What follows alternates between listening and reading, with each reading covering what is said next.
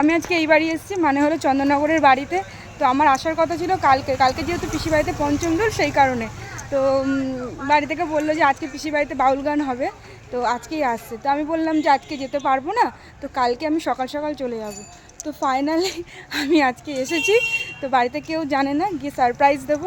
দেখি তাদের রিয়াকশানগুলো কি হয়, আর তোমাদেরকেও দেখাবো যে কেমন, মানে কি রিয়াকশান ওরা দেয়। তো দেখতে থাকো।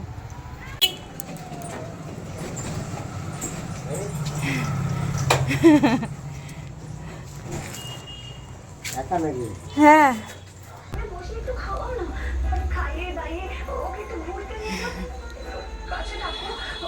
তুমি টিভি দেখছো?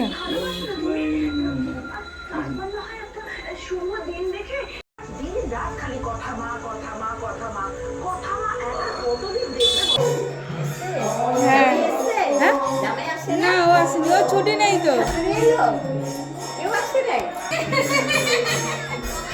হ্যাঁ, আমি চমকে গেছি দেখি।